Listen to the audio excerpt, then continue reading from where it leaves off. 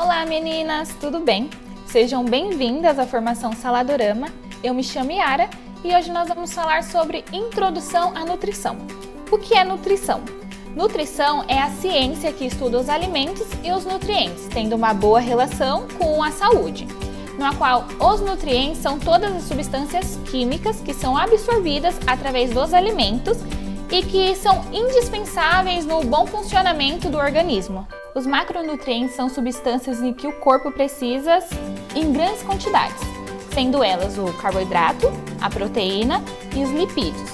O carboidrato, ele é uma principal fonte de energia e é classificado de duas maneiras, que é os carboidratos simples e os carboidratos complexos.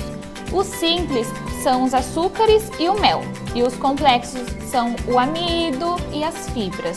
A diferença de um para o outro é que os carboidratos simples eles têm uma absorção mais rápida do que os complexos. Os exemplos de carboidratos são pães, cereais, massas, bolos, entre outros. As proteínas, elas atuam como um principal componente funcional e estrutural e elas auxiliam no crescimento dos tecidos do nosso corpo. Quando necessário, a proteína ela é convertida em carboidrato para fornecer energia para o corpo. As fontes de proteína são carnes, ovos, vegetais, grãos, entre outros.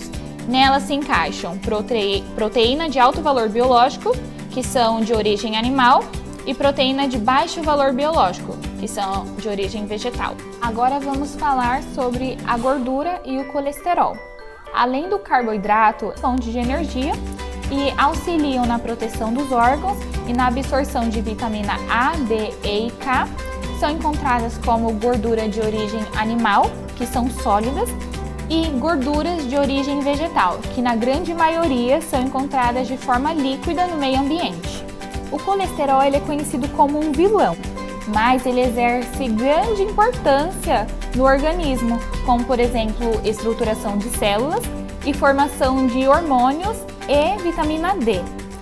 Existem 4 frações de colesterol, mas eu vou falar das duas mais importantes, que são conhecidas como LDL, que é o colesterol ruim, e o HDL, que é o colesterol bom. O LDL ele acumula gordura no sangue e o HDL é responsável por retirar a gordura acumulada no sangue e conduzi-la até o fígado. A seguir, um vídeo ilustrativo. O colesterol entra no seu corpo por duas maneiras. Uma parte é produzida no fígado, a outra parte é extraída do alimento nos intestinos. Cada uma dessas fontes fornecem cerca de 50% de colesterol para o nosso corpo. É por isso que o nível de colesterol no seu sangue depende da sua ingestão de gordura. O que conta é a quantidade de gordura saturada na sua comida. Para que o colesterol seja transportado através da corrente sanguínea, ele precisa ser empacotado por transportadores. Os pacotes principais de transporte, ou partículas, são as lipoproteínas de baixa e alta densidade, abreviando-se LDL e HDL. O LDL transporta o colesterol do fígado para as outras partes do corpo. Isso é chamado de mau colesterol. Se o nível do colesterol LDL é muito alto, ele se deposita nas paredes das artérias, como as artérias coronárias. Esta é a causa da aterosclerose. O HDL, ou o bom colesterol, transporta o excesso de colesterol de volta ao fígado, onde ele é metabolizado. Assim, o HDL previne a aterosclerose e protege contra as doenças cardiovasculares. É por isso que a proporção entre o LDL e o HDL é tão importante quanto o nível do seu colesterol total. Os ácidos graxos nos alimentos, eles são encontrados como poliinsaturados, monoinsaturados e saturados. Os poliinsaturados, ele têm a função de reduzir o colesterol ruim e suas fontes são óleos vegetais e canola. O monoinsaturado são encontrados no azeite e no óleo de canola.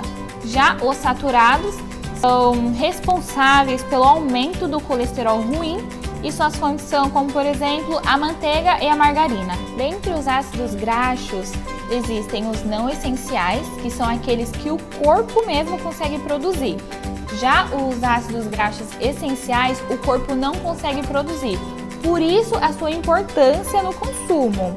Dentre eles se encontra os ômega 3, que são encontrados nos peixes, e os ômega 6, que são fornecidos através dos óleos, como por exemplo o azeite extra virgem. Tem uma função importantíssima para o desenvolvimento cerebral. Micronutrientes. Os micronutrientes, eles exercem grande papel no funcionamento do intestino e dentre eles, diferentes dos macronutrientes, eles não precisam ser ingeridos em grandes quantidades e eles são classificados como vitaminas e minerais. As vitaminas, elas são encontradas nas frutas, verduras e alimentos de origem animal. Atuam na regulação das funções do intestino, contribuindo para o fortalecimento do corpo e evitando gripes frequentes e outras doenças. Já os minerais, eles são encontrados em alimentos de origem animal e origem vegetal. Eles atuam na regulação das funções do intestino e também na estrutura óssea e dentária. As fibras, elas não são consideradas nutrientes porque o corpo não absorve, mas elas têm uma função extremamente importante para o bom funcionamento do corpo, sendo a prevenção do câncer intestinal, a diminuição dos níveis de açúcar no sangue, auxiliando contra a diabetes e também a redução dos níveis de colesterol. Elas são classificadas de duas maneiras diferentes, as fibras solúveis e as fibras insolúveis. As fibras solúveis, elas são aquelas que são facilmente dissolvidas na água e as insolúveis, elas não se dissolvem nem mesmo durante a mastigação. Elas são encontradas aonde? Nas frutas, principalmente na casca e no bagaço, e nos vegetais folhosos. A recomendação diária pode ser facilmente atingida se for seguida a quantidade de vegetais consumidos de acordo com a pirâmide alimentar. A água, ela é indispensável à vida, sendo responsável por 70% do peso corpóreo e ela atua na regulação da temperatura corporal e no equilíbrio dos líquidos. Ela também é responsável pelo transporte de nutrientes e outras substâncias pelo organismo e a sua recomendação vai depender de indivíduo para indivíduo. Se o indivíduo pratica exercícios físicos, com a idade desse indivíduo, mas no geral a recomendação é de 8 copos diários. Para a atividade dessa semana, eu quero que vocês façam um diário alimentar, que é uma ferramenta bastante utilizada pelos nutricionistas para avaliar sua rotina alimentar, se você está se alimentando adequadamente. Então, eu quero que vocês peguem um caderno e anotem tudo que vocês consumirem entre hoje e amanhã, como café da manhã, almoço, jantar e as quantidades também. Além disso, quero que vocês anotem a quantidade de água que vocês consumiram. A atividade será corrigida na próxima aula. Bom, gente, por hoje é só. Encerra a aula. Envio para vocês no kit dessa semana o conteúdo completo dessa aula e uma lista de vitaminas e suas fontes para ficar como consulta. Colhem na geladeira ou deixem por perto para utilizá-la no dia a dia. Muito obrigada e até logo!